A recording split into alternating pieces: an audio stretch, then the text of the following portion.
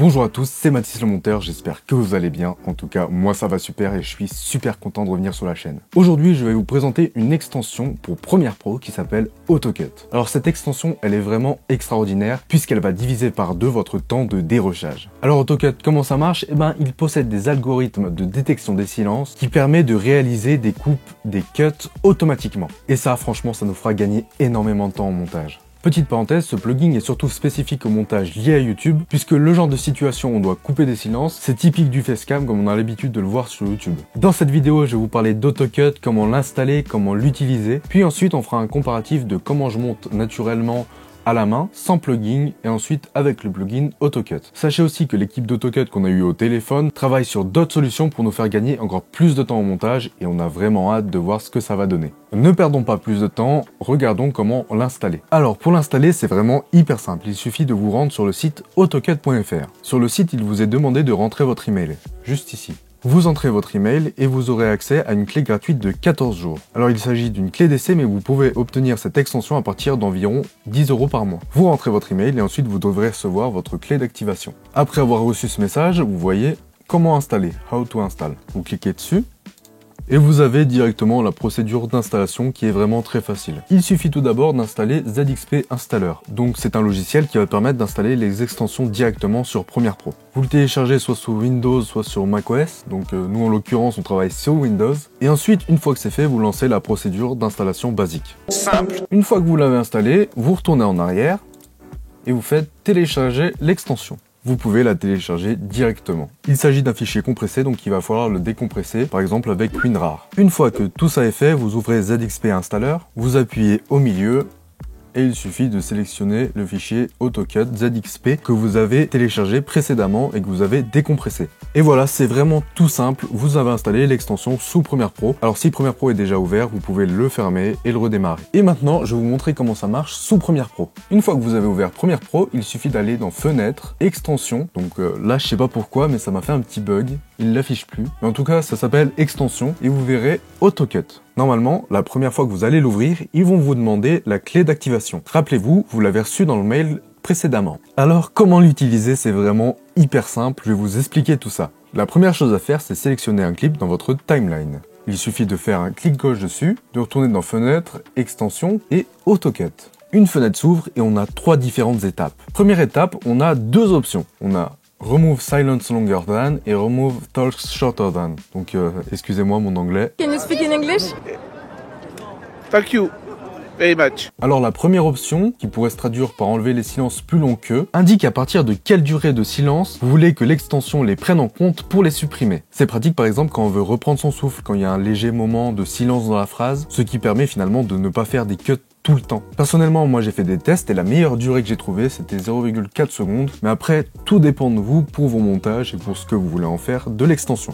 De la même manière, dans l'étape numéro 1, on a Remove Talks Shorter Than qui pourrait se traduire par enlever les paroles plus courtes que. Et c'est un petit peu l'inverse, c'est tous les moments où il y aura du son qui sera plus court que ce que vous avez indiqué sera supprimé. Par exemple, les bruits de bouche ou les moments où on va hésiter de plus de 0,1 seconde, ici, pourront ne pas être pris en compte et compter comme des silences finalement.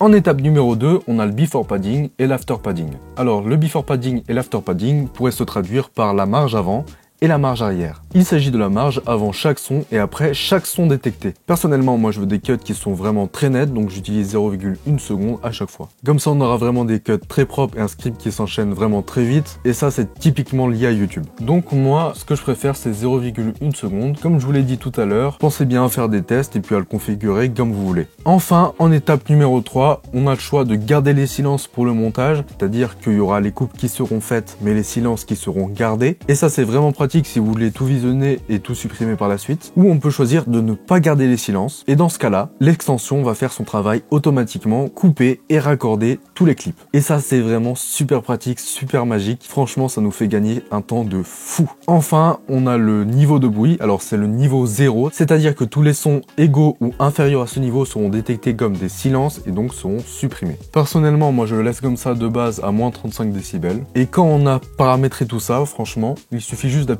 sur le petit bouton qui s'appelle Cut et là la magie opère, ça va se faire tout seul automatiquement. Donc là, il n'y a plus qu'à attendre et franchement c'est vraiment super pratique. Vous n'imaginez pas à quel point le dérochage peut être long et c'est vraiment une des parties les moins intéressantes du montage. Et là vous voyez, il est en train de faire les cups tout seul et c'est enfin fini.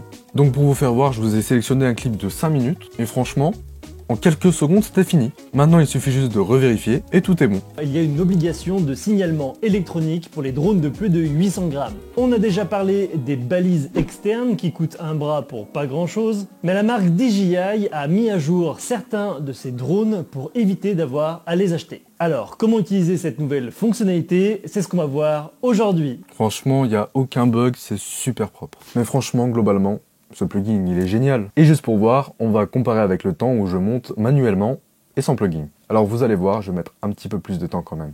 Et c'est parti, top chrono. Bonjour à tous et bienvenue dans un nouvel épisode. Je suis sûr que là, l'extension aurait déjà tout fini. On va voir aujourd'hui. À part. C'est long, c'est vraiment très long. Non Gauthier, je ferai pas la blague par contre. Un peu comme ma vie. Bon là je monte un rush de 5 minutes, mais en vrai des fois c'est beaucoup plus long. Hein. Donc imaginez à quel point ça va me changer la vie. Des fois j'ai l'impression que Premiere Pro il est en train de bugger. Ça me fait un peu peur parce que souvent il me fait des écrans bleus. Et ça j'aime pas trop les écrans bleus.